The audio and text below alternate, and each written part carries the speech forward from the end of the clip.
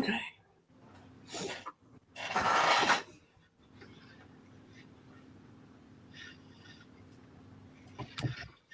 Hi guys. Hope everybody's doing well.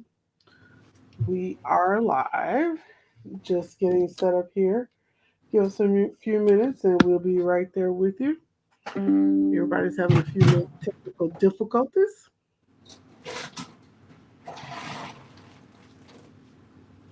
but we're working with it. I am straight off of the computer, so I'm hoping everything sounds good. I'm gonna check it because I haven't set up my. I'm trying to get it where I'm not consistently moving everything, and this be the just actual studio, guys. But it has been a little bit difficult.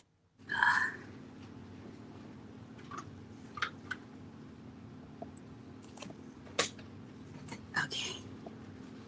I have arrived. Let me see here. Woo-hoo. I'm over here now trying to get this. Oh crap! Really? Really? Okay. All right, guys. Give us a few more minutes. We're gonna get this thing rocking and rolling for you. Trying to get this doggone ZV1 out of the doggone loop. Like, what is going on? Okay. All right. So we're not on the ZV1, so that's why I'm probably not clear. I don't know if you guys can see that. Got to move it. Did I make it clear? To wipe it down. Sure it does look like it's a little blurry. Okay. If I can go into look at them.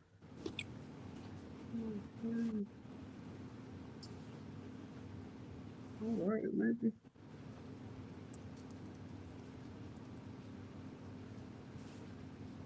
All right. So hopefully that helped out with my appearance. I don't. You look great to me. Maybe my glasses are dirty. I don't know. Yeah.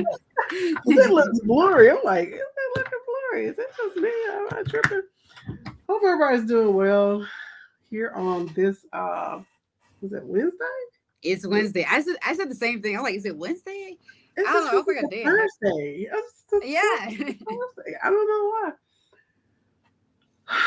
This is coming up on my birthday weekend, so I'm Yes. just like totally in mode. So I don't know. Okay, so maybe it was my glasses because you look better. I don't know. Just me. But anyway, I'm gonna see if I can get the TV1 to work and switch over to that. But in the midst of that, it's no problem. But I hope everybody's doing well. Today is just something that Keisha and I kind of was talking about, and just figured we could just have this conversation alive with you guys listening in on our takes on it. So if you have anything you guys would like to discuss further over in the actual chat, please don't hesitate to just drop us a chat, and we can see your messages that pop up, and we could go ahead and answer your questions that you may have. So both of us have been in the corporate arena. I'm still in there because I went back to corporate, but both of us have left our jobs and went on our entrepreneurial ventures. She's still hanging in there with hers. However, I went back to corporate, but I'm still doing entrepreneurial things. So we could talk about it from the perspective of being in corporate, leaving corporate, working in your entrepreneurial space and being creative, and then how things are coming, how you see things going, and where would you like for them to be later on?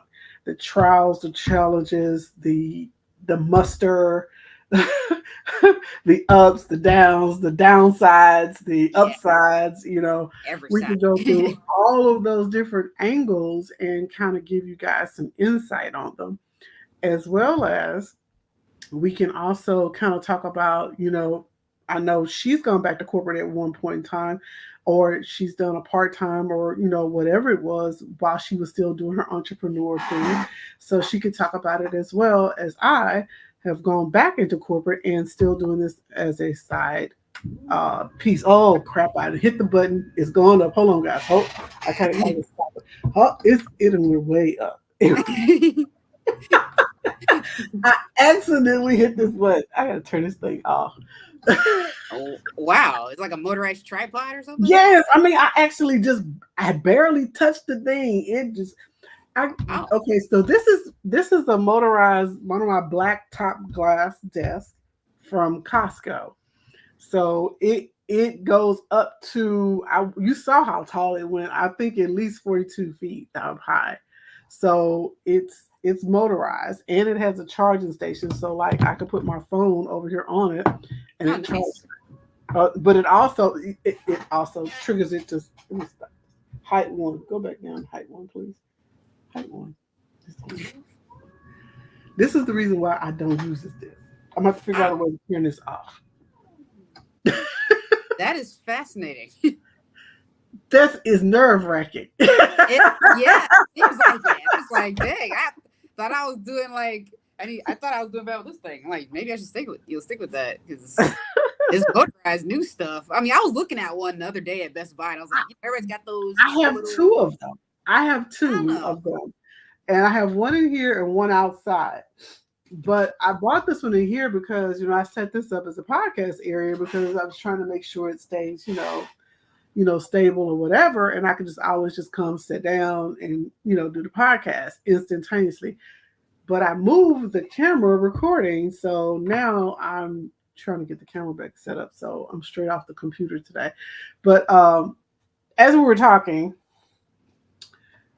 we both have gone back to our corporate or whatever jobs that we've gone back to, but we still actually do our side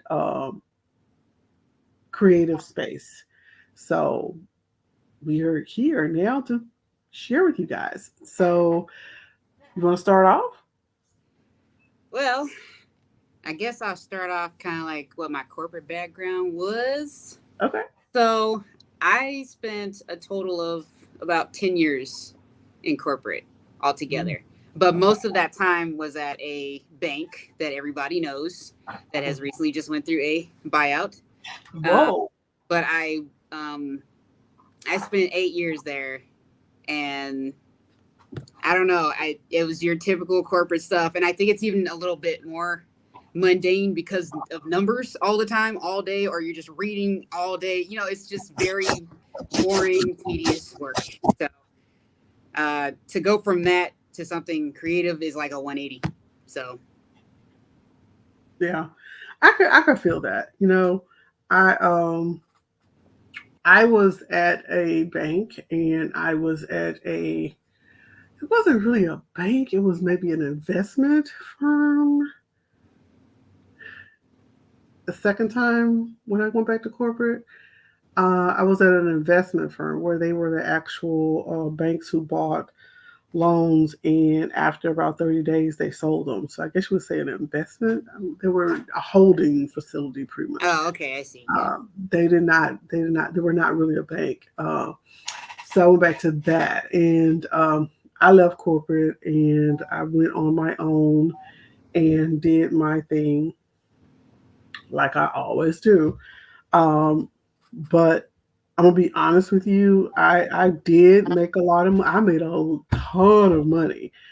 A ton of money. I mean, the money is so lucrative, making money for yourself, because you have to make that money to pay your bills, to keep everything afloat, to pay the bills for the business, and keep everything in line with what you need for your business. And then if you're having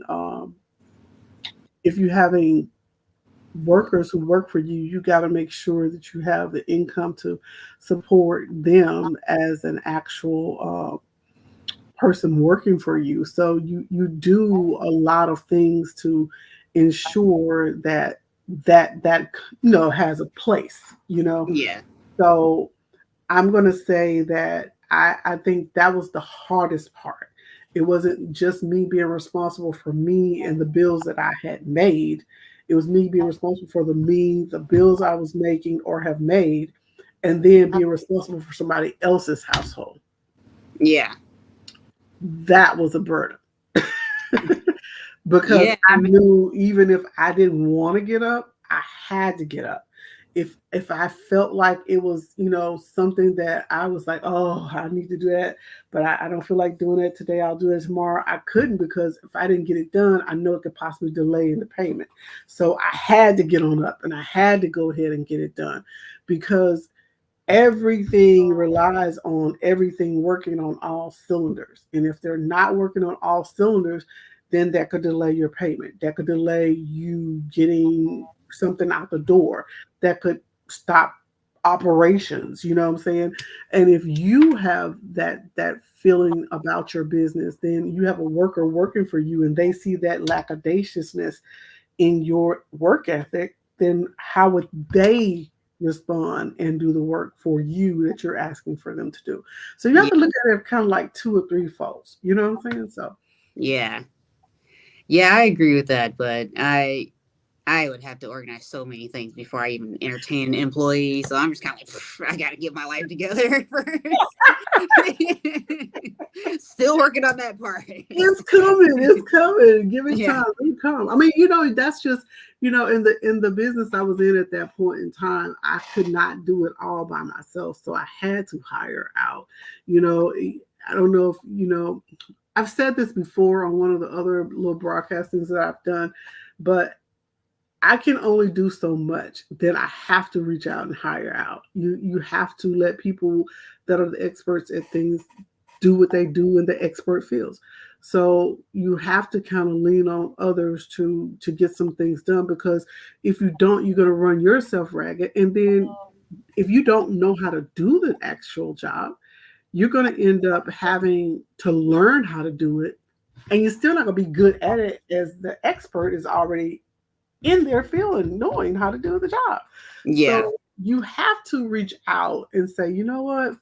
Let me go ahead and hire somebody. The time and the money, the time, the energy, and the effort that you put in trying to learn how to do it, you could have paid somebody to do Technically, yeah.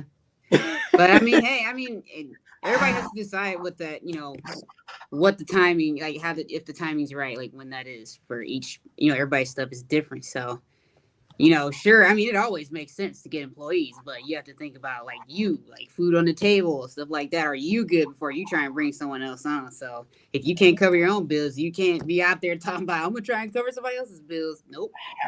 So, I'm with you because I mean it was a headache because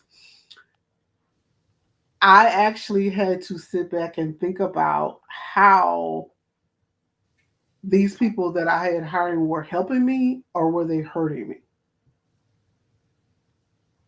Are they helping me get the job done effectively, correctively? I didn't have to keep coming back and repeating the same things over and over again, and they keep making the same mistakes uh, that I could have done it myself the first time. yeah. and it had been done, or is it something that they picked up quickly and they were able to run with it and make my life easy? Some things you will be able to make that decisions with, and then some things you're going to be able to say, you know what, I'll go ahead and do it myself. I'm good. Yeah. Yeah. I mean, and when it comes to that anyway, I feel like you have to have, that's got to be built into your business plan, like 100%. Like you got to already know how much money you need to make to support an employee, what makes sense for them, just, fair pay, all that stuff. They get everything. Like that can't just be somewhere you're like, yep, let me just start hiring. Like you got to have a plan. Like you're going to absolutely screw yourself. I've seen other people do this. The guy I just got done working with at the car lot, that's all he ever did because he never actually planned it. So you got to plan that stuff. Yeah, I don't know if it'll be something that I don't know. Maybe if if I were to, like right now, I'm doing everything, between my husband and myself. I'm doing everything, and um, right now it's okay. But I know eventually we're going to have to incorporate others, Yeah. and maybe right now that may not be something that uh, we can do. You know what I'm saying? So that might be something that I have to say, you know what? Not gonna be able to do that and move forward.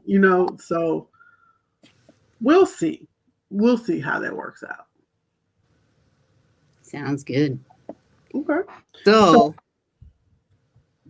the corporate experience.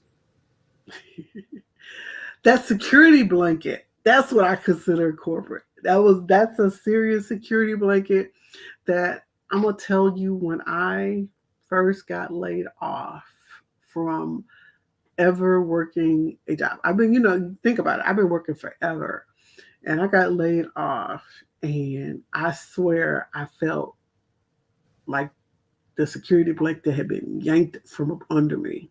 Yeah. I felt naked. I felt like I was alone and I didn't know what to do because I had gotten so used to having that paycheck. Yeah. And it's just like on time every, whatever, every month, every 2 weeks. I was so used to having that paycheck. I was knew what I had to do with this check, that first check, or that second check, or that third. I knew what had everything was aligned with those checks, Yeah. and I knew that that second check, I knew I could take it and do whatever I needed to do outside of the big bills. You know what I'm saying? Because the first check is Yeah. always usually the big bills. And then the second check, I know I had a little bit of wiggle room that I could do a little bit of extra things for me, saying, okay, I put a little bit extra in my little bucket that I had, for me, because I know that second check was going to be able to be okay. You know, Yeah. Yep. and then if you're a person who worked and you got paid every 2 weeks, you got two pay periods of extra pay that Yep. get somewhere down in the year, the first part of the year and the second half of the year, you're gonna have an Yep. extra check. I So loved that, it. Plan for it every year. yeah, that extra check, I always try to put that in the kitty because that was the savings. Yep. Because that was a check that we wasn't expecting, and you shouldn't expect it. It should go in the kitty. Some people did not do that, and they ended up check to paycheck to paycheck. Yeah. Yep. But if you planned it right, it fell just the way you needed it to have an extra check. Yep.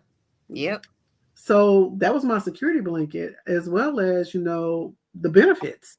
The benefits were, I mean, just astronomical. At least at the first job I was at, I was worked for the government, so they were stellar. I, I can only imagine that. Jeez. I was like, when I looked out and got in private stuff, I was like, ooh, ooh, ooh.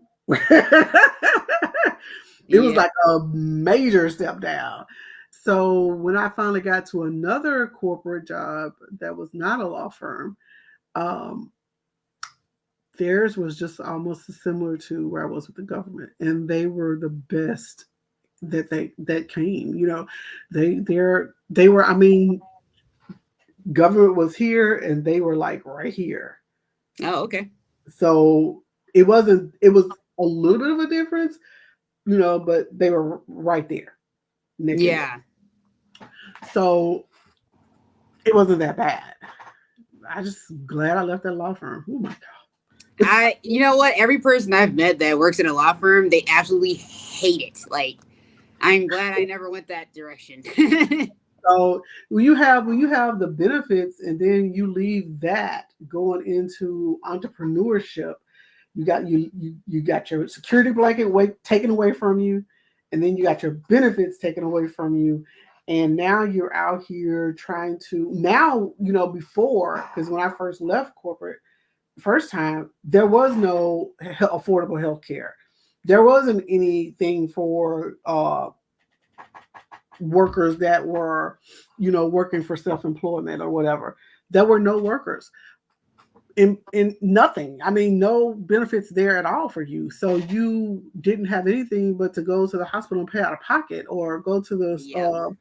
the what do you call it, emergency clinic, or what do you call those Like things? urgent care and stuff. Urgent care clinics, and you had to pay out of pocket. You know, if you didn't have the money, then you sit there and suffer, or go through the cabinet, medicine cabinet, and see what you got in there to make it happen. Yeah. Yep. Because you couldn't afford it, or you could be on the aisle at the pharmacy asking the pharmacist, look, I'm sick. These are my symptoms. What can I take? It's healthy now. Yeah. And they trying to help you, you know. So back then there was no affordable. So now that there is affordable health care, I think I had just got laid off when affordable health care went into play, and I was able to um, thank God I had my salon, because that's what sustained me, because I was able to keep the salon going full time now instead of doing it part time. So I was able to sustain, with that, but I did not have the health care. Affordable care went into play, which they call it back then Obamacare. Yeah. Now it's affordable health care. Um, and it was expensive. When it first started off, I don't know what it is now, but I know it was expensive. And in it being expensive, I was like, wow. I didn't realize how much the businesses or corporations were paying toward your benefits. You know what I'm saying? Yeah. Until I got hit with that Cobra bill, and I was like, I can't afford this. I Yeah. can't do this. This is Please. too much. I can't pay it. Yeah. So I went to affordable health care, and I was like, well, shoot, this is just as expensive. I mean, it was about half, but still, I didn't want to pay it. Yeah. It's Still. expensive. I mean, I was wondering, how did I pay it? Well, half of it came out your check the first time, and the other half came out the second time. Yeah. But now you got to pay it all up front. Yeah. So that was a big eye opening experience for me. Yeah. What Yeah. about you? I just, I mean, I guess, you know, it's like I had all the experience from corporate. I got to a place where I just needed to just make the jump. And so I did. But and the weird thing about it is none of my skills really translated from corporate over to what I do now. So I mean, a lot of people say that you take skills from your previous job, but I mean, what about corporate besides? I mean, in the part that I worked in the bank, it was nothing to do with marketing. It was nothing to do with like skills that you would use in business. I did documents. It was Mm-hmm. absolutely useless. So I didn't even really talk to customers on the phone. So I didn't even have that. Mm-hmm. So it was a lot of my stuff was just totally new. So I can't really say that like my job really helped me make that jump. It taught me a lot of what I shouldn't do though. And when I went through the transition with the new bank, I got to watch just as inspiration, like what are some of the marketing tactics they use to rebrand and like all that stuff. So yeah, I got that kind of stuff. But in terms of like, you know, skills from that, no. And then from there, I also lost my benefits. I lost everything. And so that, Mm-hmm. I mean, all of my stuff pretty much went in the trash, like credit wise. I'm just going to be real. I had Yeah. to make that sacrifice. And I'm going to tell you right now, it took me so much time to make that jump because I was thinking about my bills. I was thinking about what if I do this Mm-hmm. and something health wise happens? I have no insurance. What am I going to do? What does that look like? Is that something I can deal with? I mean, there's so many Mm-hmm. questions you have to ask yourself like that. So when I made that jump, like I was like, I am prepared. I have just made peace with the fact that everything's going to fall apart because it has to for it to come together. So it's painful, but I mean, you just have to think about down the road, like it'll come back together. Like just don't worry about it. If you keep showing up, it'll be fine. So Yeah. that's what I helped me get over that. Yeah. It will. I mean, I unfortunately, it was an experience I had to go through. We all have to go through those experiences to understand where we want to be, where we don't want to be, and how to move forward. Yeah. So those are some things that I think that are great things that were, you know, possibly we'll learn from and never go back to. Yes. Oh my gosh. Don't even talk about that. That's a whole different topic. Okay, Yeah. so your decision to make the transition. I mean, what was the deciding factors, or were those deciding factors made for you? What was those deciding factors? I kind of wish it was made for me. That would have maybe made it a little easier. But because then I would have got like severance or whatever. So Right. anyway. But no, the deciding factor, I don't know, it's kind of hard because I spent about, I don't know, about 8 months just like thinking about, is this something I even want to pursue? You know, I looked into it, I was just reading about it, you know, in between corporate stuff and all that stuff. I spent a good chunk of time like deciding if that was something I even wanted to take part of. Then COVID happened and it was like, Mm, okay, well, I mean, I could do it now. I mean, everything's shut down, so I can just learn and, you know, have time to mess up and I don't have to worry about, because, you know, nobody's buying anything really, which I was totally wrong about that. But anyway, and then the final nail in the coffin for me was going through this transition with this bank, because anybody that has worked in corporate and has been through a buyout or, you know, as an employee, like been mhm. through that, it is excruciating. It is terrible. It's just so freaking stressful. Like, it's terrible, man. Yeah. So that took a lot out of me. Like, I got so stressed with that I got like physically sick. I was having physical symptoms. I was just like, Mm. you know, at this point, I had been printing for about a year already. You know, things were, I knew enough, and I was just like, I got to do this. Like, I got to do this now. I just got this big order. I got a little bit of money to coast off of. Like, just do it now. It's not going to get any better than this. So Right. that's what I did. And once I made that decision, I immediately emailed my boss at the time. I was like, I regret to inform you that, you know, this Friday will be my last day. And she got mad and was like, it can be tonight. I was like, okay. So that's how that ended. Wow. Yeah, well, she was kind of a jerk, so Oh that wow. was also part of the reason. So Oh yeah, yeah. but Mhm.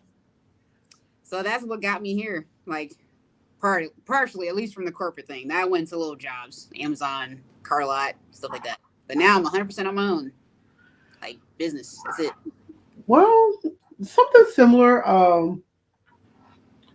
I was at my corporate job, and what ended up happening was the market started to downturn at the one that was uh, doing the holding of the actual mortgages or whatever, and then selling them. Oh yeah, I think it was about like 21. Everything started shifting where people were selling like crazy houses, and it was low interest rates or whatever the case may be. yeah, And then all of a sudden, the interest rates went up like through the roof or yes. whatever. I remember that. So everything started slowing down, and so they couldn't buy a whole lot of, or the people who were doing the selling of mortgages or refinances wasn't making any money. So I saw the writing on the wall and was trying to get out really quick before they. I was the last one in there, so I already knew last one hired, first one fired. Yes. So I already knew that that was going to be something that was going to be. I was going to be on the chopping block. So I was like, let me get my butt on to the next thing. Yeah. And I had already, I was already doing embroidery, sewing. I had sublimation stuff already. I did not have the screen printing stuff. I only got into screen printing maybe in the last 2 to 3 years. So I didn't have all the screen printing stuff that I have now. I do know that I got the little 4-1 press. So that was a start. Um, but I was gradually, as I was working, getting things at that same time. So I could always still do the embroidery because I had plenty of machines to do embroidery, no problem. Uh, but I still wanted to, for whatever reason, I was turned off from DTF because of the powder, me being asthmatic. Yeah. Knew it was not going to be something. That's why I got a white toner machine. So that was the end of the DTF. That was my DTF. Actually, that is a DTF printing. It's just a white toner DTF printing. It's Yeah. not the white powder DTF printing. It's the white toner DTF printing. So I got the other version of DTF, which is the white toner. Um, and I was like, I just was so fascinated about the screen printing area, how it actually worked and how it has been around forever and a day. And it probably will still be around when the rest of these pass or go away. I mean, I don't know if they will or won't. However, I wanted to learn it. I wanted to know it. I wanted to learn it. And that's when I got into a community of people teaching this method. And I was just like, if I'm ever going to learn it and do it, I'm going to have to do it now. While I'm trying to transition back into corporate, I need to do it now. And as soon as I started trying to buy stuff, guess what? I got another corporate job. Mhm. Yeah. So I was like, okay, and the money was good, and I was like, all right, I'll go back. Yeah, you know what? You know what was crazy about that is I get those phone calls every now and then because when you after you have like a few years of experience and you leave, like they will always be trying to go, oh, we were looking at your resume. You have 8 years of yeah, I don't want to go back, dude. Stop Well, calling me. I don't care. I don't want it. I mean, but it's that nice to money know was that if that I money was need that, looking good, and yeah, I was like, I can get a whole lot of stuff quicker. yeah. I mean, it comes in handy, but it's nice to know like you always got that option if you leave. So Yeah. So they always look for people. yeah, they always are. Yeah, for right now they are. I don't know about now. Yeah, you got to. Yeah, that's true. So after you made that transition, how did you build? What did you do? Well, I mean, I laid a generous amount of seeds before I left. So Okay. that helped that I started doing that before I even did that, before I even left. So some of those things that I was doing, up into leaving the job with marketing and stuff, networking and all that, that started to come into fruition in July, and that's how I got that big order in August, September, and then it just kind of went on from there. So, that's why I made the decision. I felt comfortable in it because I got that big order, and I knew how long it could last me. I planned out my bills. I know how to stretch money. I don't buy a whole lot of stuff anyway, so it's just like I knew I was good and I can get more as long as I just keep trying, keep showing up, keep calling, keep emailing, all that stuff. Um, but yeah, that's pretty much it. Just hopped in and I was like, okay, let me just see where I can start posting stuff at. Just figure out what's the easiest, fastest way for me to market myself where I don't have to feel so overwhelmed doing it because I can't outsource it. I wish I could, but I don't have the money. So I got to be that person. So that was really my goal. And I'm still figuring that out right now. But I mean, I'm doing enough to where it works. I've posted stuff on my Facebook. I've got that popping. People know me a lot through there. I show up at community events where those same people go or people that know them. So eventually you keep doing that. You start getting connected to people. So, I got a lot of word of mouth going now at this point because of the Facebook marketing and email marketing I've been doing, mostly Facebook actually, between November and now pretty much. So it was about 4 or 5 consistent months of that. Just look at these shirts. Look at this ad. Look at this. Here's my name. Just because, just to get that in people's heads. So that's how I built that. And now it's just kind of rolling. I just got to put some more something, behind it. So, the work is never done with that. I agree with you. I think that you're going to be consistently building. You're never going to stop. I mean, Yeah. because that's the whole purpose of you getting the business is the consistently building. I mean, as you get one, you keep going to the next. Have them to refer somebody else to you, Yep. or that. I mean, I'm a person. I'm a walking billboard. I mean, I don't even have my keys in here, but even on my key ring is my QRC code. So I'm never without some. This whole thing right here, I don't know how many cards. My car door, my purse, at my desk, at work. I mean, everywhere I go, I always have something on me as marketing material. Yeah. I'm never not talking about my business. If you're talking about your business, people know you're about business. Yeah. So you always have to keep that, in the back of your mind. I'm always, hey, need some shirts? They talk about they got this event. Well, come on over and let me know. I can do some shirts for you. I can get you about a 6 piece or a 10 piece or a 12 piece or whatever. I give them a deal right there. I always have those Yeah. deals ready to go Yep. because you never know. Well, you know what? I sure am. I'm gonna call you for that because I need those. I'm not gonna even tell you how many times I've done small orders, 6 pieces, 12 pieces, or 25 pieces because of me saying that. Yeah. And with DTF out there right now, just being honest with you, there's no way you say you can turn them down, even if you don't screen print them. You can DTF them Yeah. and get them done. I mean, you just need to get the money coming back in because guess what? You do a good job at that order with them. I'm sorry, my watch hitting the glass table. You you hit the mark with them on their first order. Guess what? They're coming back because Yeah. you know what? She hit me up in a crunch. She did that for me, and I know she'll pull it through. Yeah. And like you get known as that person, and that's Mhm. exactly what you want, because the more people be saying, oh yeah, she did, them shirts over there, yeah, she did those, and look how great, we love them. And then the friends like, oh wow, yeah, okay, well, I'll keep her in mind. So I get a bunch of that just because I'm out. You got to go out there and go to different events, and maybe throw them a banner or something. Banners are so cheap and an easy way to like get yourself in. Hello. Yeah, they're just cheap, and like you can make a deal with them or something. Yeah. So yeah, it's really easy. I'm telling you, I'm gonna tell you something that I have done. I guess I'm telling y'all all the things and little tricks in the trade, but I would have flyers with me when I was doing hair. I would be in Walmart. I would see any woman or any young man and say, "Look, you need a haircut? Come through. I got you. Come and tell me I got $20 off your cut, $20 off your hair."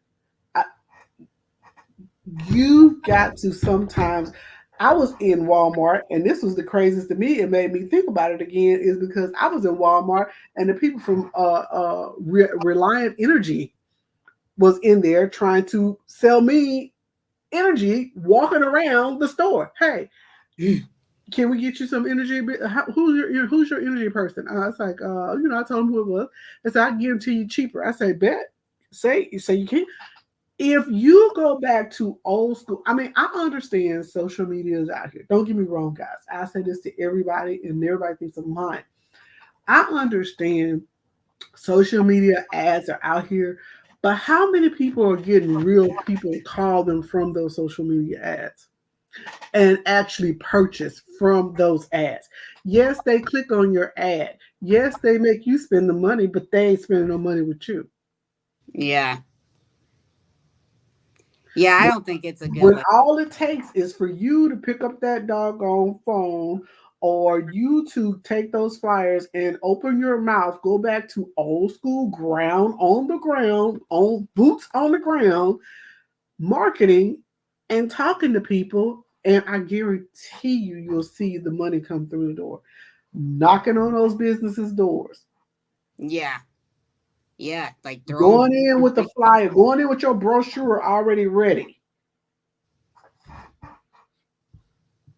giving them a little gift pack over in there, a shirt with that. If you know Yep. their business name, go ahead and put their business name on their shirt with Yep. their logo. Bring it to them. They won't come to you. Bring it to them. Oh yeah, that's definitely the option. Like just opt to do that. And I guarantee you, you will see the money come back to you because why? You're in their face. Oh, that lady. Remember she came in here. They got an event, something coming up. Oh, remember that lady came in here? They're gonna be calling you. We need to Yeah. call her because she already got our stuff. She already Yeah. got our logo. Yep. Yeah, and that's the nice thing too, is like as you do more jobs, you'll get more logos, because a lot of, especially if you do B2B, a lot of those places sponsor places, and you have to print their logos. of all those companies that, paid to be a sponsor on the shirt. Well, guess what? You have their logos. So now you can just make up some, mock-ups for them or whatever it is and take it to them and boom. So that's something I've been like playing with too, but I'm going to be doing some other stuff now. I got a couple of new things I'm going to try. As you should, as you should. It is, yeah, it's just a game, right? Got to play the game. Okay, so adapting. How was that adaptation for you? Rough, and it is still rough. It is still. I'm not gonna sugarcoat anything. I am not a sugarcoating person. It's rough. Okay, it's rough. Like, I want to say, I mean, some part of me has adapted to the fact, like, okay, I actually don't have a job. I actually have to work to do this. The more I put in, the more, I get out of it. And I got to eat. This is it. This is my only way to do it. So that's, when I framed it like that in my mind, it was, it's just kind of like, all right, well, what you going to do? Sink or swim, I got to swim, man. I got to swim. So that's why I'm like, I'm trying a couple new things. I mean, not that I'm not getting anything. It's just, I got to get more to make sure I'm good for the next month. And, I'm not getting behind on my bills. So I just need a little bit of a buffer, So, but yeah, adapting, I don't know. Does that ever happen? I feel like it never happens. You have a point there. I mean, for me, it was, I don't think I adapted. I just think I muddled through. When I say muddled through, I knew I had to make it. It was no choice. It was either I go out here and do what I got to do, or the light's gonna get cut off. Yeah. I got to go out here and do what I got to do, or I don't eat today. I got to go out here and do what I got to do, or I ain't got no gas in my car. I mean, you literally have to do it. It's nobody else to do it for you. You have to do it. And if you don't do it, I mean, that's why I got my butt out there to Walmart. That's why I was in Target. That's why I was in a parking lot putting flyers on everybody's car and handing them out every time I saw somebody, because I needed my name to be on everybody's lips. Yeah. Yeah. To come in that barbershop, to call me for some work, or call me for doing some shirts. I need my name to be buzzing. And if my name is not buzzing about you calling me for a services of shirts, hats, hair, here we go. Oh. if I didn't get that phone call, then I know that I'm in trouble this week, because every week I got a certain amount of people I got to see. Yeah. On the books. Yeah. They came in there for hair.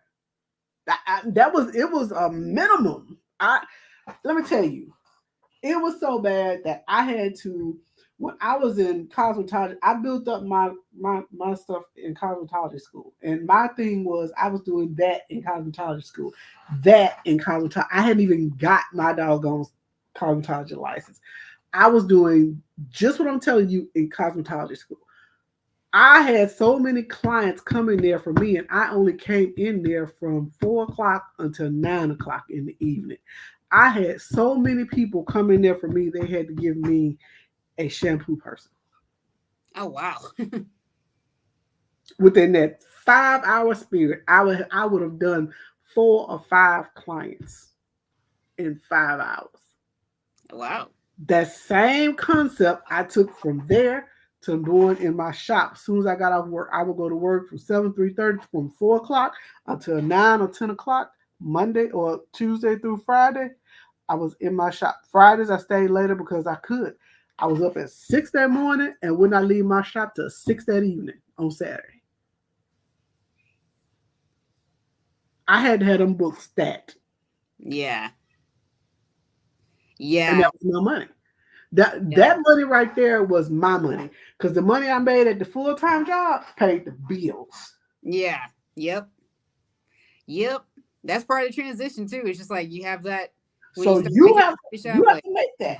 You have to figure that transition out. You have to make it up in your mind. What are your goals? What do you see? That's what kept me with the purses, the shoes, or whatever, because that was for me. And you know what? Vermeil liked to look good. I like the hair. I like the jewelry.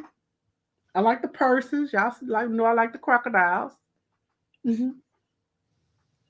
And I like the shoes. And I like to look good. So what did I have to do? I had to come in there and be on time, not talk on my phone to my clients, get them in and out that door, be professional, and get the job done. Yeah. And when you go into that, you adapt to whatever the changes are. You same concept with shirts. When I was when I do my embroidery or my screen print or the DTF, I talk to the client professional, make sure I confirm what they want, give them the proof, approval on that proof. They make the payment. I do the service and meet them on the deadlines of whatever we constructed that they were going to get done. Get them their stuff to them, ask them for a review, and hopefully see them in the next quarter for something else. Yeah. And if not, I'm reaching out to them. You need anything? Yes. Yep. You got to do that follow up. There's so much money made. I make a lot of my money in follow-ups. Like that one touch is not enough. You have got to follow up. Got to follow No, up. leave it alone, or yes, I'll do it. You know? You put them on a follow up in your calendar from 3 months from the time frame that you talked to them last. Yep. That's always a plan. That you adapt to off top. Yeah. Get that steady business coming, and find ways of marketing that works for you while you're doing other things, which And is put them ideal. on put them on your ask them to put when they sign off on your actual proof or whatever, having that writing that you're adding them to your newsletter. Yeah, that's actually a good idea. Yeah, I should put that there. Yeah, because I don't have any. I Because mean, therefore you can turn around and market to them when you have specials. yeah, as long as you capture their email some kind of way. I Yeah, you mean, gotta capture. Gotta yeah, capture. and if they're paying you, you already got it. So boom, that's easy. It's right there, and you can just keep hitting them. God, me and this desk. It don't make no sense. What are your challenges that you had? Any triumphs or all challenges? Uh, well, my biggest triumph is the one probably everybody knows now is that I upgraded my press. That was the biggest one, and it's been going better. So since I have been wrestling with it a little bit, but I would say my biggest challenge, honestly, at this point is time management. Okay. Time management, because I wear so many hats, and it's getting so hard to like delegate myself in those things, and I end up just the whole day I'm just swamped, and it's like I'm not getting done with stuff when I need to get it done. Not necessarily like the orders. I'm talking about just like the tasks to like get, Okay. there, administrative stuff. So, Okay. um, yeah, that's my challenge is trying to do the work of like two or three people and just try and stay on top of everything. And that's why I need to create a drip so that I can cut that work out for myself. I'm playing with, methods of marketing that don't require me to like be there to actively do it. It just Right. does it for me. So that's something I want to do. And then, yeah, that's pretty much it. Just go from there. But yeah, those are my biggest challenges. And I think I should just buy a planner. I have a task planner, but if you don't look at it, then it's not really going to help you. It can only do so much. So, but funny enough, if I get a planner, I know I'll look at it. I just don't have the thing that I write in. There's something about look, I'm just specific about things. Gotta feel important. So yes, it doesn't have that weight. So yeah, I need to get a planner and actually keep myself together a little bit better. Okay. Okay. I mean, so have you ever thought about, because I know you got an iPad, right? Yes. They have this thing called Notions. Have you ever looked at it? Notions? No, I've never heard of that. Notions has like a calendar that you can time block off things and Hmm. schedule it on your tablet, and it's free. Notions is free. Notions. Hold on. I'm on the I've app store. heard a lot of different other influencers and YouTubers who use Notions to kind of keep themselves in order. A lot of people use different types of things on the digital calendars. There is Is it that. this? I think so. Yeah, it worked out. Yeah, the little block. Yeah, Okay. that white one. Okay. Yeah, that one there. And they have like templates in there that are free that you can download. And I've downloaded it. I have yet to sit down and figure it out because every time I turn around, I went through yesterday. I finally found that thing we was talking about yesterday. So yeah, I told you. You I know told what I did? I'm gonna tell you, we're gonna get back to this, guys. I gotta you. go get this out of the way. Look, I had to go to my actual bank statement to see who it was. Oh my god. Wow. Dang. uh, I had to see who it was that I paid, man. Yeah. I was like, Dang. that bugged me. I was like, I cannot believe that I did not write that down. So I had to go back and do that. But anyway, getting back to what we were saying. But because I'm a person now, I'm having to write and type up, guys, everything. I have my OneNote right here, in which I'm using to keep me on task with things because I am doing so many things. I'm doing this. I have the embroidery and print shop.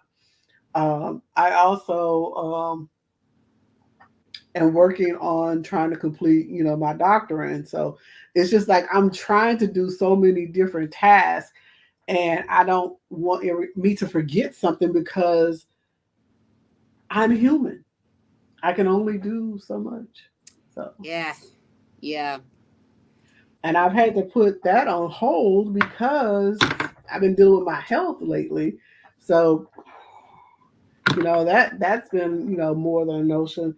I think it's because I'm just stressing myself out, just doing too much, spreading myself too thin. Yeah, I can definitely do that. Like I struggle with some things myself, health wise. So your body will let you know when you are doing Baby, too much, okay? Like, and you gotta listen or it's gonna make you. baby, look, this weekend, yeah, yeah, Yeah. I had a little bit of a thing. But I didn't start having these type of issues until after I had this last bout of COVID. I'm gonna go back to that. This last bout of COVID, I think it did something to me. It is not the normal type of COVID that because I had COVID before and I was bouncing back, no problems Yeah. moving forward. But this last one that I got, that time that I got sick when I did that show, I don't know what that was. That has really done something to me. I have not bounced back 100% yet to where I was before that. Yeah, there's and it's going around right now bad. Everybody's getting sick. So That's why I don't leave the house. yeah. That was the nice thing about working from home. I do miss that. Right. I I mean, I know. still work from home, but I still got to get out the house more than I was when I was doing that. So Well, sometimes, I have been walking around the little what do they call it? The little parking lot, the little like around the median where right in front of my complex. I oh mean, yeah, yeah, yeah, I've been walking around that, and that has been my exercise, and it's been great. So we're gonna stick to that, and because I was thinking of going to the gym, but like you said, with the bout of COVID running around here again rampant, I just don't I don't feel safe doing it. So yeah, yeah, yeah. I mean, there's tons of things you can do at home. You don't really need a gym yeah. technically, but it's nice. Well, yeah. So any other challenges besides yourself, getting yourself out the way? uh, well, I had to say my other challenges would be work-life balance, which is kind of a trail off from the other thing There's a still. lot of time Uh, blocking. yeah, but I haven't been working out as much as I used What's to. that tail? Every time I turn around, you over there in the rock climbing Yeah, thing. but I used to do more than that. I used to do more than that. And And then you was yeah, I know. Well, and see, like, but I used to climb like twice a week, and I used to go to the gym twice a week. So I'd work out like 4 times a week, and then maybe throw some. I'm just always doing something, and so I was used to that. But now, I'm behind the press more. I'm printing. I'm marketing. I'm calling. I'm going. It's a lot more on my plate than was when I was at a job. You turned off at 5, and then you could just do whatever you wanted. Now it's always on. So, um, I work until late at night sometimes, and then by the time I get done, I'm tired. I don't want to. I've been printing or whatever is going on. I'm just like I lay down. So that's another thing I think a lot of people struggle with too in the beginning. It's just that balance of like being able to take care of yourself. Make sure you keeping up on your self care. You're eating right. All those little things that matter in you trying to get to where you want to go because you got to have it. So yeah, that's been my thing. And drinking, I haven't been drinking as much water. Here lately, yes, I think I've been doing better, but yeah, for some reason I struggle with that. yeah. But yeah, stuff like that, I would say. I agree with you. I think time blocking or blocking things off on your calendar and go ahead and start it getting up earlier. Uh, That's the one for real. I gotta work on that. getting Such a up, night owl. getting up at 4. That time from 4 to 8 in the morning is the best time to get a lot of things done. As Yeah, far as your paperwork, your stuff, your think tank, getting that off and on paper or on your tablet or whatever. Those are the best times that you can get things done. Why? Because everybody still sleep between 4 to 6, hmm 7ish, like, and that's when people are starting to get up at 6:30, 7ish. So the world, most of the world, uh, or they're already up at 6, still trying to get up out the bed at 6:30. You know, yeah, so that type of thing. But that 4 to 6 hour is totally quiet, and you can get a lot of your thoughts down without you hearing the movement of the world around you. yeah. That takes so much discipline, and I But you think have it's that. I good. mean, when you're exercising all the time, you have that. I mean, it may not be all the time, but you're doing it way more than me. So that's all the time. So if you have that discipline, you have that discipline to set your clock at 4 and your body will align and you'll be able to get up more. But you got to put your mind to it and say, this is what I'm going to do. And it also make you go ahead and say, I'm going to bed at 9 or 10 o'clock. Oh, that's hard. And that may be hard starting off, but when you getting up at 4 in the morning, guess what? You're gonna get ready to go to bed at 9 and 10 because I'm telling you, you're gonna shut down Yeah, because your yeah, body has gotten accustomed to getting up that early, and now it's done all it needs to do.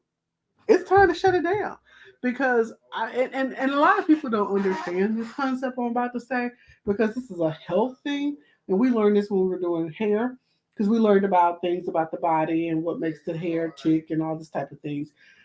But your body needs to repair itself, and it starts repairing between the hours of 11 p.m. to 3 p.m.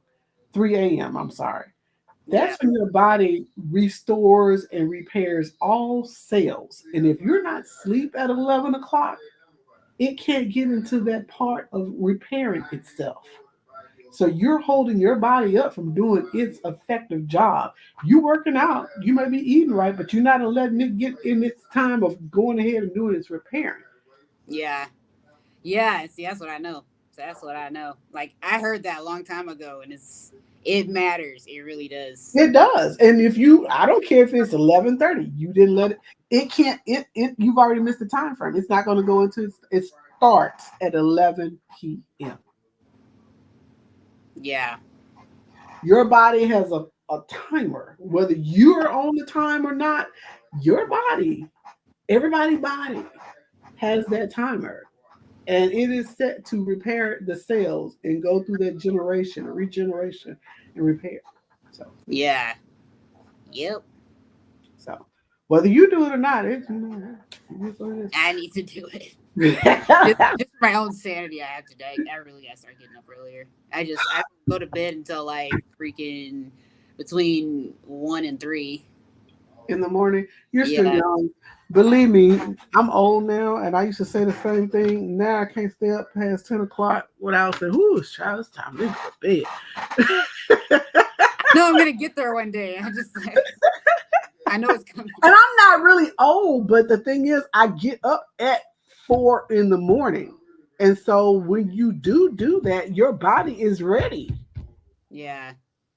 I'm reading a book right now that actually talks about like doing that, like the benefits of doing that. So You get so much accomplished. Believe me, yeah. I'm just being honest. You get so many things accomplished when you get up at 4 and go ahead and be ready to do whatever you need to do. At 8 o'clock, they give you time to go ahead and do all the other things because everything started opening up. Yeah. And you've already got the administrative, the work, the desk work out the way because you've already did your desk work because you had 4 to 8 to get it done. Yeah. That's what So I need now, to do. I know my balance lies right there, like in that little window. and so therefore, your 8 to 4 o'clock, you can get all your artwork done. You can get all your squeegee. You can get all your. I mean, you can get all the stuff you need to do with the press done between 8 to 4. You can schedule that time. You can have two Yeah. jobs done. Yeah. Then when you're like hit up with like tons of quotes, then you have to try and figure out how to like navigate that, like because you can't But try and answer quotes at the same time. no, you can't. You can't. And that's something that you want to do. You allot for 28, 48 hour time to get back with them, or what is your time frame for that? I try to do it in 24 hours. Yeah. I So do. if you get it that day, then maybe that morning, that's what you work on first thing that morning and have it ready. Yeah. You're fresh and you have everything down from that conversation and you can go over it and research everything and have it ready in its final format along with whatever artwork that they wanted done, and you got it out the way by 8 o'clock that morning. Yeah. If everything goes right, yes. I We'll agree. I see. mean, I'm not saying all the stars are going to align and everything is going to be hunky dory. However, you're on a path toward it. Yeah. Yeah, it's definitely a good habit. So just think about it. The 4 hour work week, right? You talking about the book I'm reading? Mm-hmm. No, I can't. It's by some guy that owns a gym. I don't remember what the book is. I Oh, don't see. Alex what is his name? I just got it as a gift, so I couldn't even tell you what the time. I just started reading it. I've Hold only on, looked at it like once. hold I on. just started literally. I think I got his book. I think I got the book you're talking about. He owns On It, the brand. That's all I can tell you.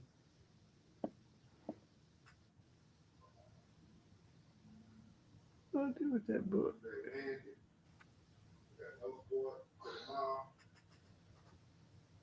I thought I had put it. I guess I did. Oh, you know what? I copied it on the computer. That's where it's at. I was like, it should be on here, but it's not. It's on the computer. But I think it's is it um It's like Lee? how to win the day, or I don't know, something like Okay, okay, that. I can. It's something like that. okay.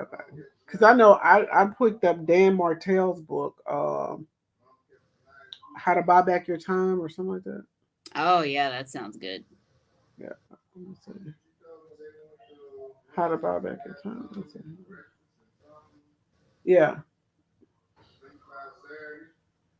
I didn't say play it. I just said let me see it. This is. I didn't say play it. I said let me see it. Yeah, yeah, yeah.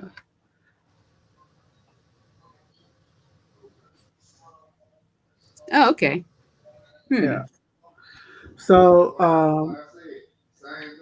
that's a good one too. How to buy back. I learned a lot from him.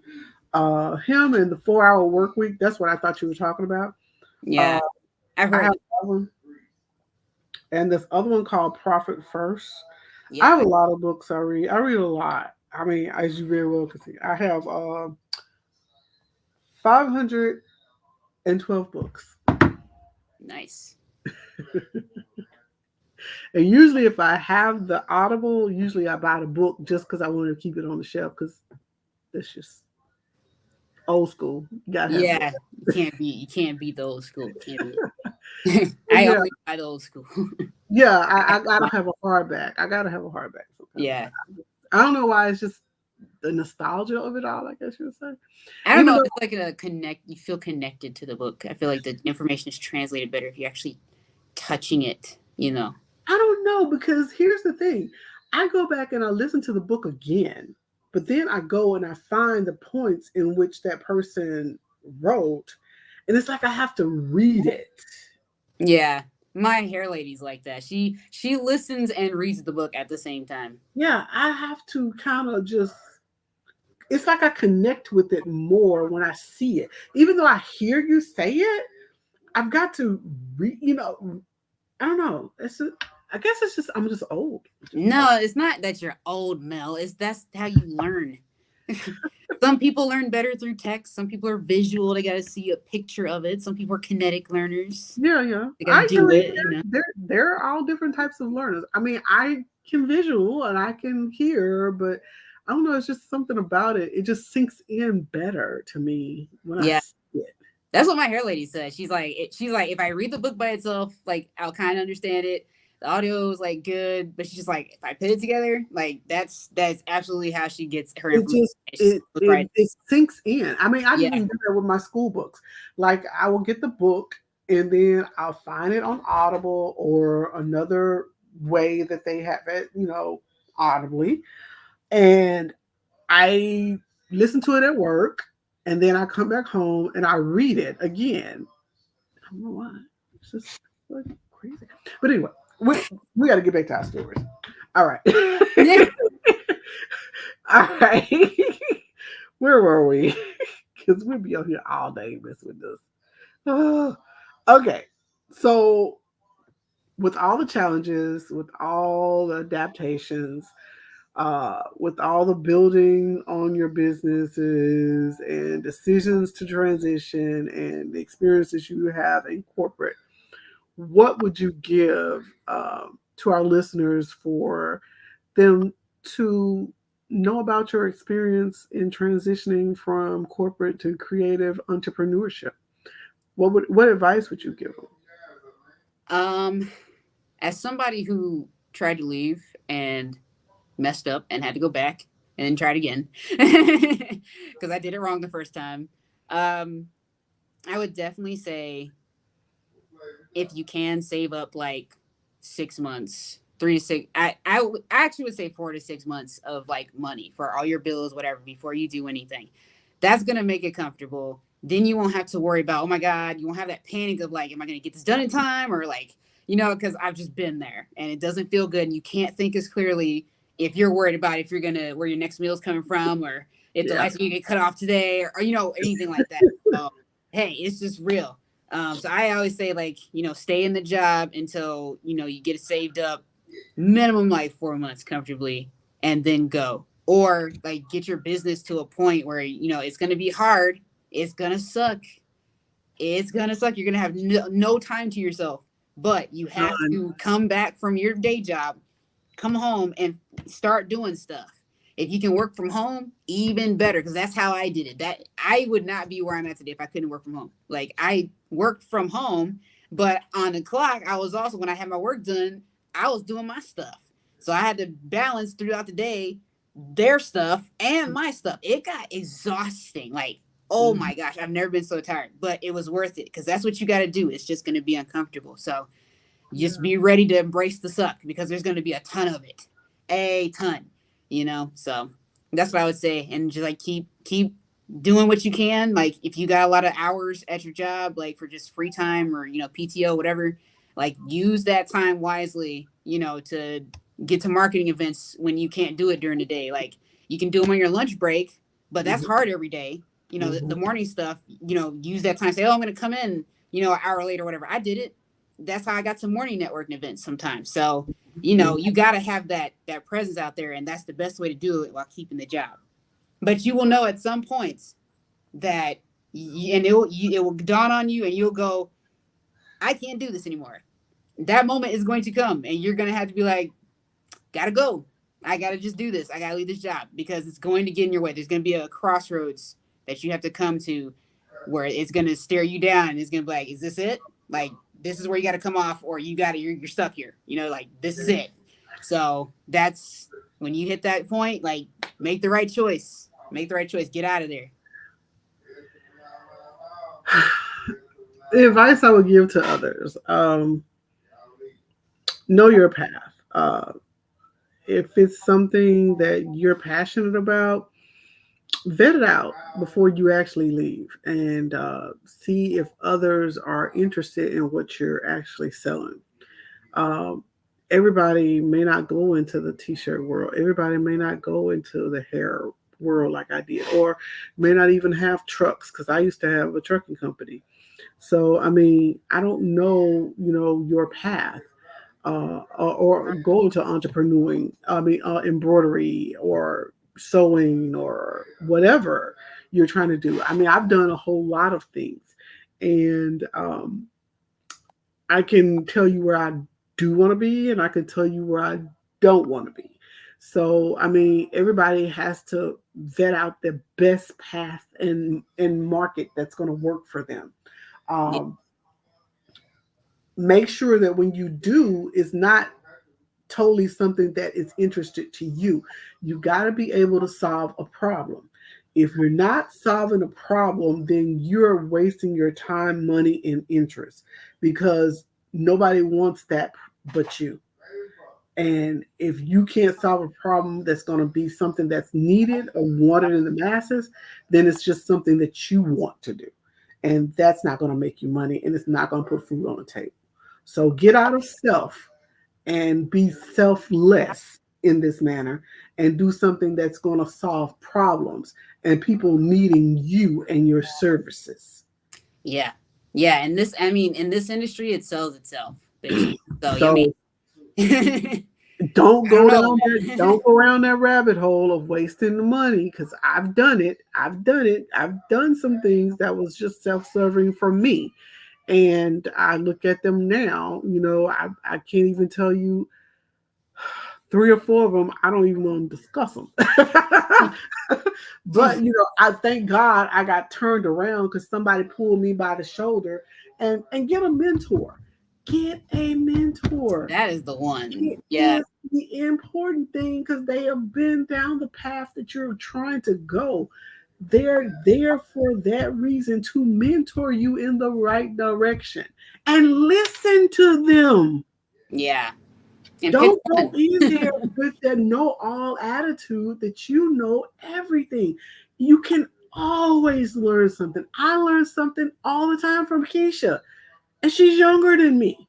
I Yeah. do. Yeah. And she learns from me. I mean, the thing is to learn. Everybody's going to learn from each other. Everybody's experiences is different. And therefore, you can learn and grow into the person that you need to be for your business. Yeah. But you got to be humble. Third thing, listen more and talk less. Yeah. If you listen more to everything that's coming into you, you may grasp the questions that you have. But if you talk too much, people shut down and they don't tell you anything, Yeah. because you are too talkative and they can't get a word in otherwise.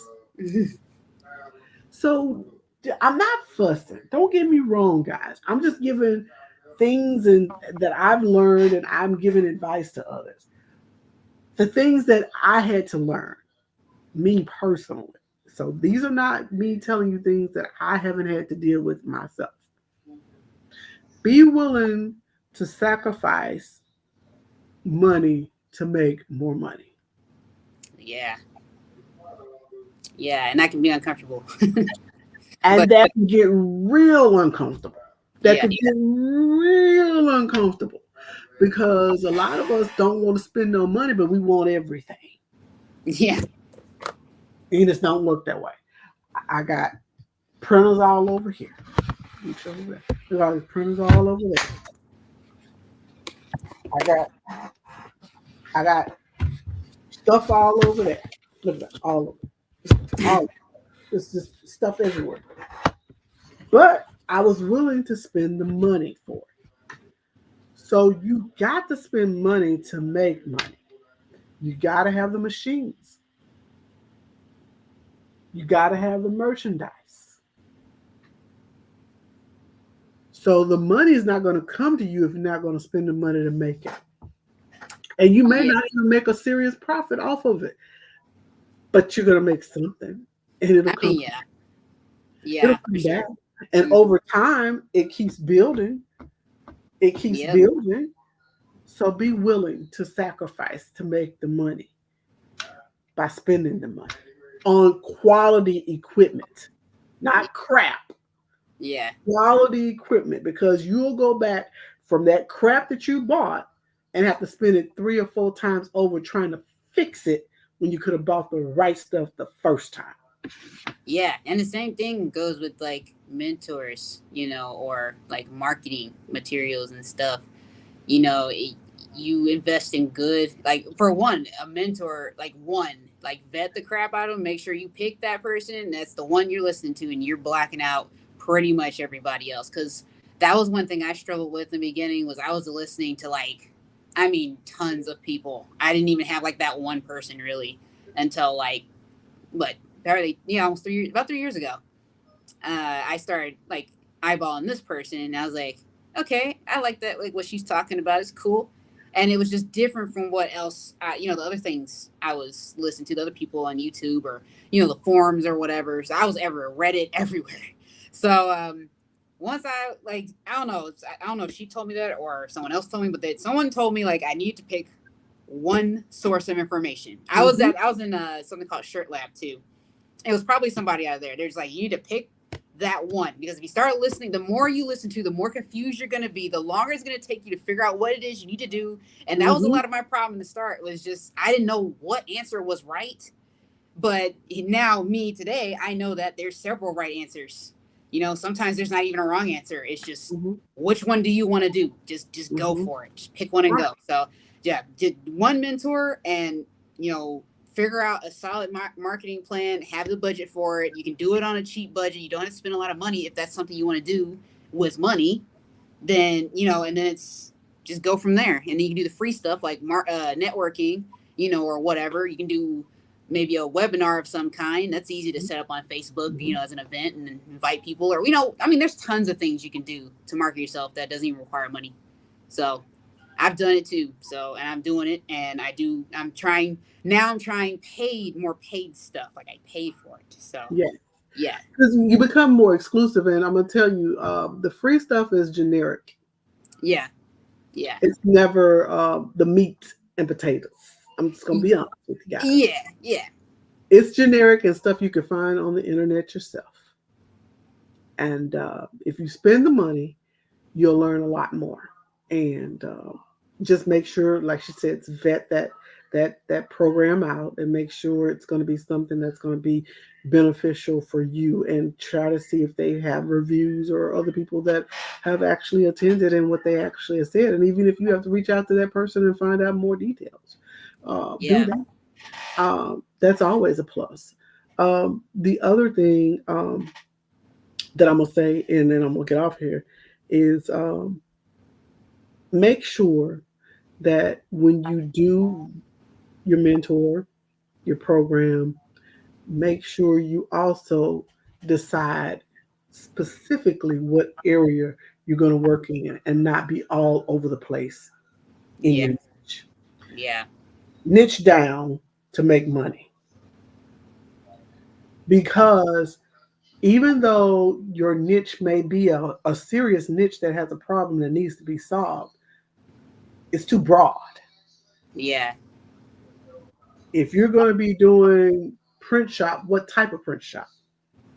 Are you a print shop that just does decals, or are you doing vinyl, or are you doing sublimation? Are you doing printing uh, uh, programs? Are you? I mean, what type of print shop are you? A screen print shop, or are you an embroidery shop? What type of shop? Niche it down, and you can have more than one of those, but niche it to where it's in a space that's a conglomerate by itself. Put it like that. Yeah. Yeah. It's, I'm kind of on both sides of the fence with that one because you definitely do want to niche down like to a specific whatever it is, and so you can service that person or that group of people exactly like they know how they speak their language, and serve them. So, but I have to say the way that I built my business in the beginning actually did rely a little bit on kind of serving everybody, like just leaving the door open to whoever wanted to come in, knocking out the can I get one and two, not having those in there, but six up from, daycares, schools, hospitals, whatever, some club that meets to read books every Wednesday. They want some shirts, just leaving that open just so you can get your name out there. That's where the word of mouth actually comes from. So if you generate that, do that for a specific amount of time to where you're getting consistent orders, then transition to niching to like, okay, I got my name out there enough for people to be talking about me. Now we got to reel it back and do this one group of people right here. So, and make a plan. I like that, and that's good. But I think when I say niche down, not in the category as far as the people you're servicing, as the actual services you're providing. Oh yeah, yeah, yeah, yeah, yes, Let me clarify that. yes, that's true. The services you're providing. That's where I'm talking about niching down to. Yeah, that is a smart thing to do too. That is a very smart thing. Like, don't be trying to do everything. You can't. You just can't do it. You'll drive yourself crazy. I tried it. You'll drive yourself crazy. Just it never works. You'll Pick be all one thing. over the place. You'll be like this. Yes. Yeah. Yeah. What do At one I shot, at do? one, I was like, I was doing decals.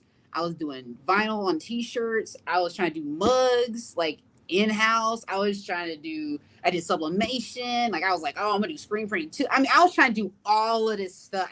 No, just no, nothing happened. Like not really, nothing happened. It was horrible. But once you niche it down to a certain area, and like I said, it could be two or three. It could be two or three because like I do embroidery, uh, screen printing, and sublimation. Yeah, That's it. That those are the things that I do, and that covers the things I do. And the only thing I do sublimation with is tumblers and stuff, and that's for yeah, shows. And that's it. That I mean, and I may do some promotional products that people may ask me to do sublimated, but that's on an as need basis. yeah, That's not yeah, consistent. yeah. That's why I didn't go with sublimation really, because I don't know, just didn't. It's a great business and it makes a lot of money if you're not trying to apparel with it. It Yeah, makes, I'm not trying to do no apparel. but No, it's all for promotional products for me. That's it. yeah, That's that's the best thing totally. for it. Yeah, that's the only thing, and that's the reason why I have that big printer. That's the only reason. I can't do anything other than that for the purpose of that big printer. Yeah, Everything else I do is for apparel. It's nah. yeah, yeah, yeah. Yeah. I haven't even fixed mine. It's been down for several months. Well, that's what happened to me. I had converted my Epson. Boss lady fixed it. It messed up. I had two. One was eco solvent and one was sublimation. She was only able to save one, and yeah, that other one is dust. Dang. That eco Wow. solvent See, ate that's it. why I didn't want to do a converted printer. I just that just I don't know. But I got the new Epson, the 570, and no ish, nothing. Mm. I have let it sit for a while. I don't keep it full. I only keep it at half a tank. I do what I need to do and check it every week or so. No problems, because it's made for sublimation. Yes. Yeah. Yep. So That's what I was thinking. Just get one of that's those. why no issues. Yep. Uh, Probably if it wasn't, then I probably would have say I have some issues with it. So yeah, Yeah. I just got a Sawgrass, like the little $500 one. I I don't even had think it's one of fun. those. I Yeah. sold that thing. Hmm. I got it made me pissed off mad. I was so mad with that thing. I was because I couldn't figure it out. It almost reminded me of that doggone what's that cricket that's sitting up there that's Dude, brand new. I knew you were gonna say that. I knew you were gonna say that. I knew it because that was my life. I have a cricket right there, and I got the Sawgrass. That's my life. That was my life right there. I know exactly what you're talking about because I did the same thing. I used, the cricket's cricket space or whatever to design, and then you get the Sawgrass, and you open it, and you're like, this reminds me of cricket. I was Just like, everything about it. I cannot figure this crap out. I was Yeah, like, this is the worst crap. I was like, this really pisses me off. I was like, and I figure out everything, but this crap is just really literally like it's rocket science, and I know it's not rocket science. Couldn't stand it, dang on. It's yeah. it's still up on the shelf. Has never been used. Somebody can sell. I can sell it to somebody if they want it. Somebody out here, if you ever see this and you want it, just hit me in the comments and say, "Hey, Mel, you still got that printer? I mean, that Cricut. You want to sell it? It's got the purple, little pink, purplish top, brand Yeah, new. Have never been used. She's up for sale.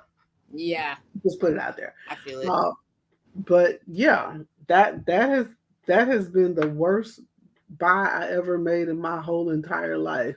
Wow, that's pretty deep. I never used it. That's why it's the worst. I never got a return back on her. Yeah. So that's why she was the worst. Yeah, I just feel like, I mean, I haven't used mine in, I don't even remember the last time I turned it on. I have no idea. It's been sitting there collecting dust. But I just feel like if I got rid of it, somebody'd be like, oh, I need something with like names on the back, or something like that, where I'll have to be like, I gotta cut that. I just feel like if I did that, that's what would happen. I haven't done that yet, but life has a funny way of surprising you. I have a silhouette. I have a silhouette and then I have the graph tag. So I'm okay. You just use the graph tech. Like, you don't even need the other ones. Well, I didn't have the graph tech at first. I had Oh, the silhouette and the cricket, and I couldn't figure out which one I was going to need. And it was doing. Now, see, this is me being lustful and greedy. It was doing COVID, and I was like, I needed a cutter, and I couldn't find one. And when I finally did find one, I didn't know if I was going to get it or not because everything was going out so quickly and fast. I bought both of them to see who was going to oh, get here first. You understand what I'm saying?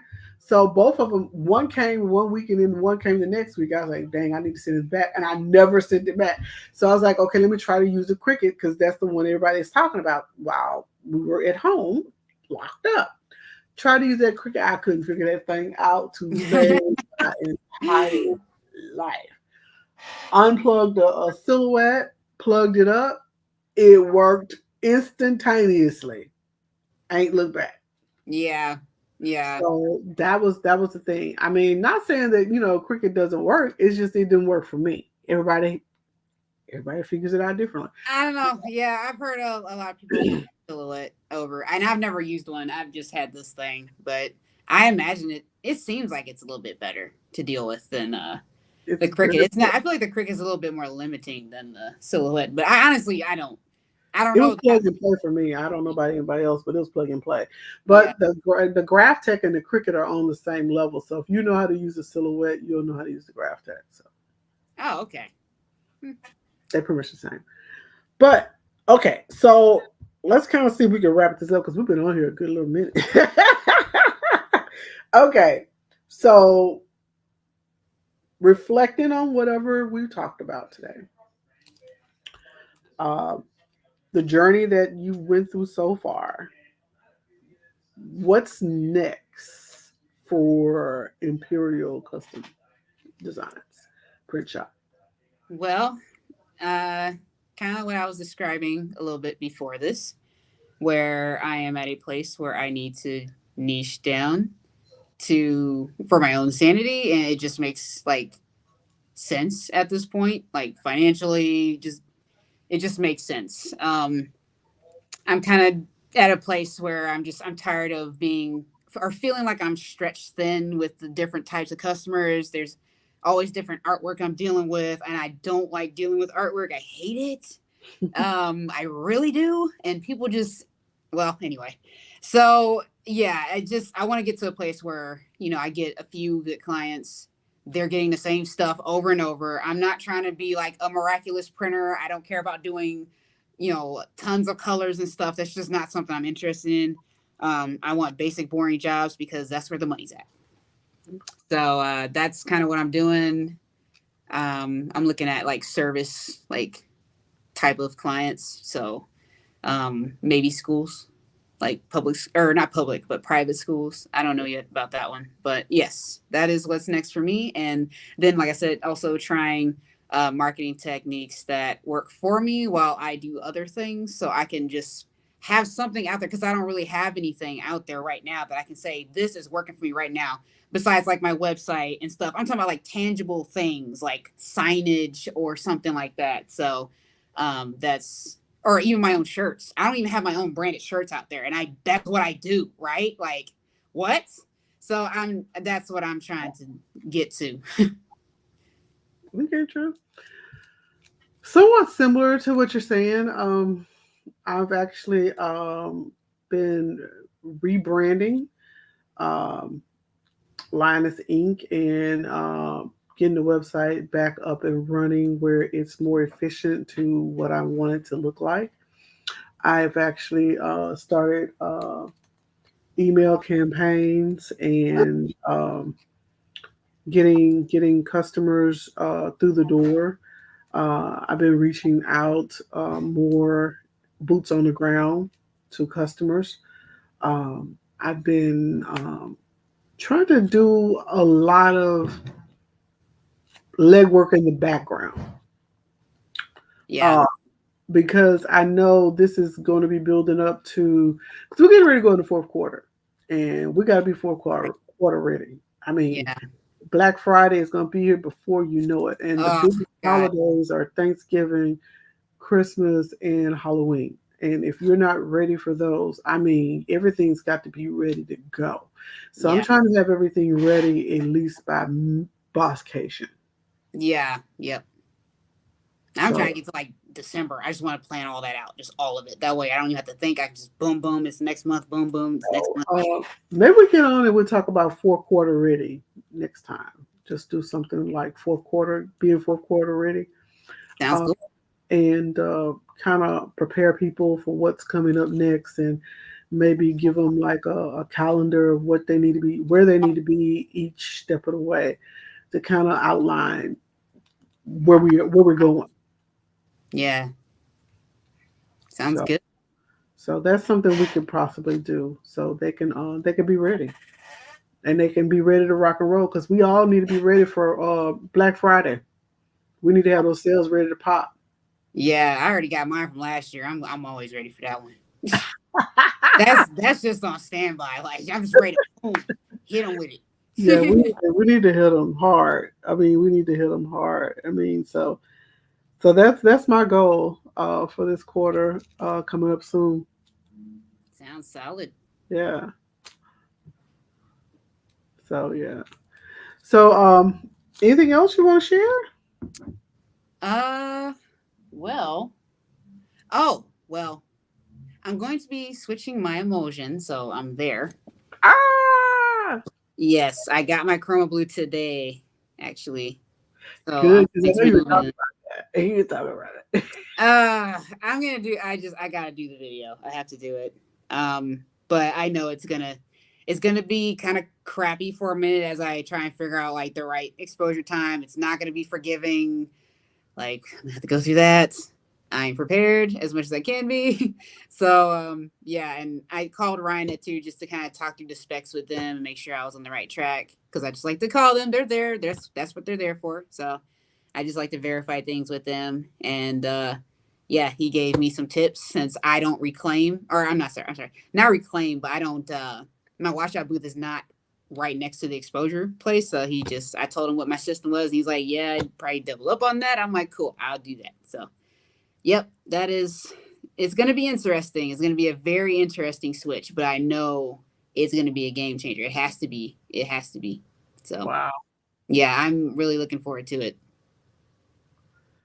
It was funny man. because he kind of like got a jab at me. He was like, "Oh, you're moving on to the grown up emotion now." I was like, Oh, really? Now he got jokes. "Yeah." Okay. Well, I've called him enough times. He knows my whole situation at this point. Like, so I always get the same guy, so we just kind of crack on each other. So yeah, but it was like I was like, yes, yeah, this is overdue. So yeah, Wow. Like, oh my goodness. I know that I'm trying to implement some things. So I'm be doing some digital. I got so many files from what I got digitized and stuff, whatever. So I'm gonna start selling all my digital files that I've gotten done. I pay for them, so they're mine to sell. that's true. And all my rhinestone templates and stuff that I've gotten done. Um, I'm gonna sell all my digital stuff that I've had people to do for me and pay for the services on them and see if I can make money off of those. And actually, I'm I'm ready. I'm ready to go and get this rocking and rolling Yeah. because it's been a long time coming. I got an AC unit for the garage. Oh I think we yes, talked about that, right? yes. I got an AC unit for the garage, so that's where I'm be ready to go out there because I have not been out there because it's so hot. And with me being asthmatic, I cannot be in that heat like that. Oh my god, I would literally go crazy. Um, so I'm waiting for that to get set up in there, and I can go outside and do what I need to do. But I think the inside is good. I just gotta figure out all the stuff. I had to stuff it back in here because I was supposed to do the show. The show got canceled, remember? So I Yes. got stuff everywhere from me being packed up, ready to go to the show. And we didn't have a show. So now I got to figure out where I'm going to store all these shirts and stuff I created for that show. Yeah. Yeah. Or you can sell it. I could sell it. Yeah, I could. But I was holding out that they were going to reschedule it. And that's why I didn't unpack it and put it up yet. So, Yeah. but my house and hallway is a mess because of it. And now it was was it July was supposed to happen, and now we're in the middle of August, and I still haven't got a date from them. So I don't know. Wow. So I don't think it's gonna happen this year. So I think I'm just gonna leave it. We'll go ahead and get some those black and gold containers and just stack it up in Yeah. there Yep. and put them over in the storage room. Yeah. I need to get. Label it, and it'll be ready for whenever we do. Therefore, I don't have to worry about buying that again. Yeah. That's about the best thing I could do. Yep. That's pretty much what I've been just trying to organize my shop too with those kind of things. I need to get those bins specifically though. I Yeah. like them. I love these shelving units I have, and I know a boss lady was talking about she had got these things here. I ran across these. I have a whole bunch of stuff. I just don't never tell y'all I have.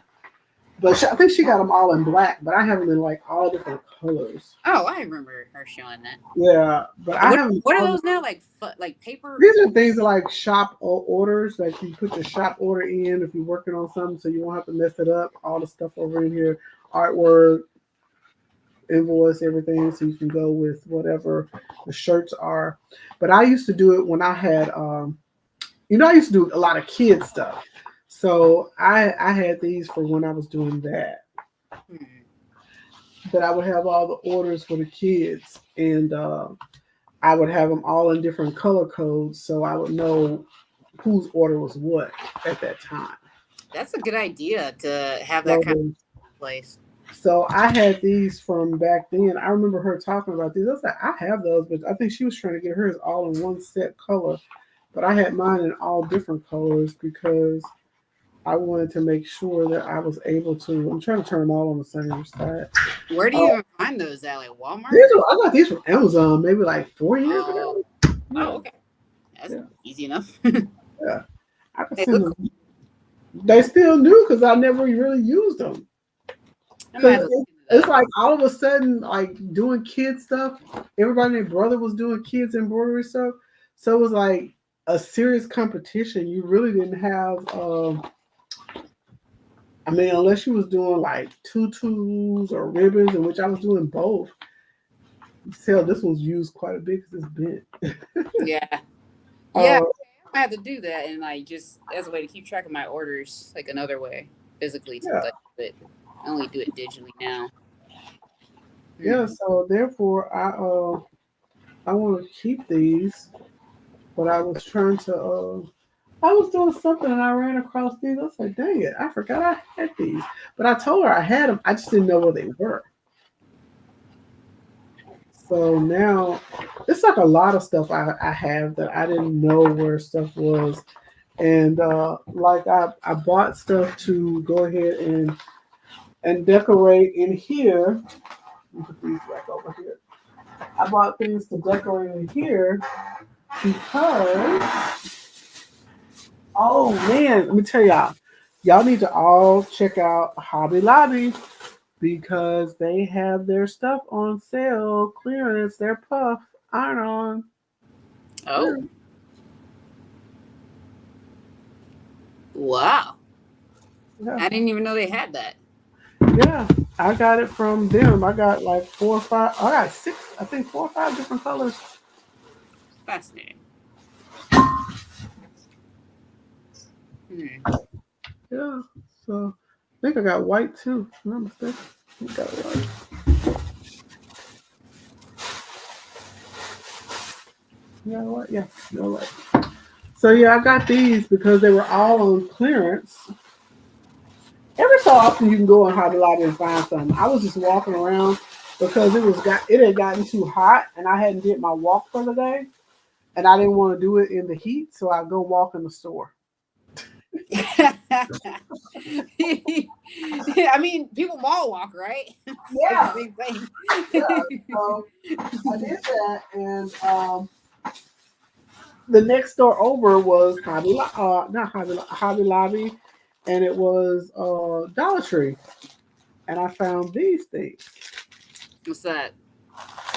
These are like things you hang up on the wall, Oh, and you do okay. push pins with. Oh, okay. So I figure it's not the same pink, but it's pink nonetheless.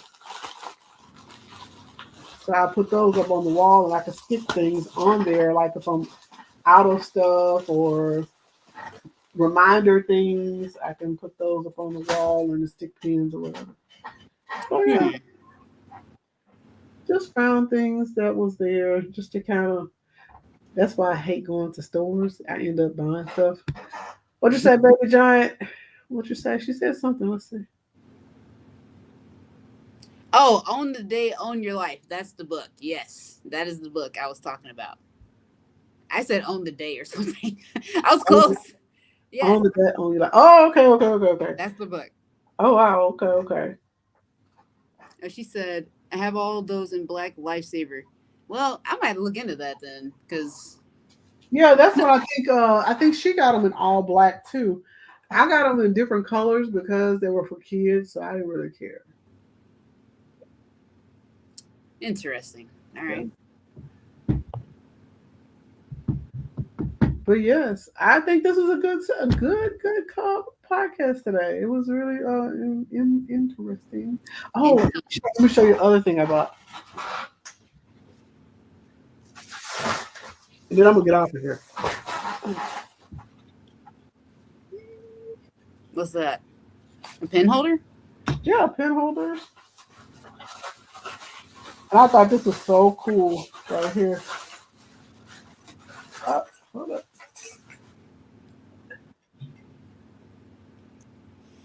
Oh. Oh, wow. Right. That's for your tape. Yeah. I thought that was really cool. Then I had that. Yeah. So this goes on the desk. I don't know how good this will be, but You about to find out. You about to find out. but we gonna see. Okay. Oh, we gonna see. And then I got of course, I gotta be extra. I'm girly girl. Are those pearls? Yeah. I like to be, girly girl.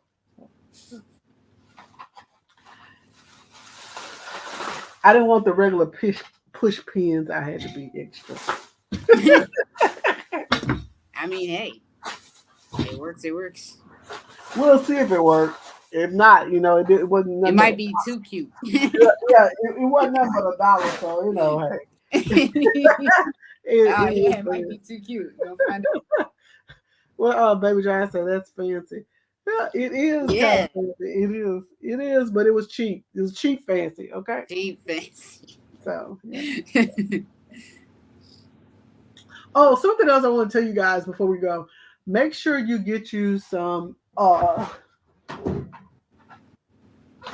these things, hard drives.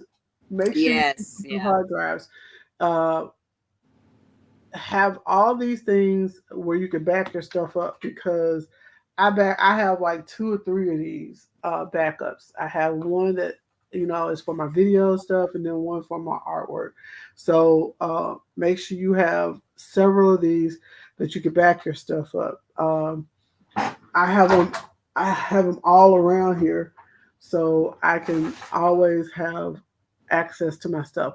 Even though my stuff is backed up in the cloud, I still need a backup for the cloud because what happens if the cloud gets hacked? We've had things to happen here lately where things have been getting hacked. What if you can't get access to your cloud? yeah. So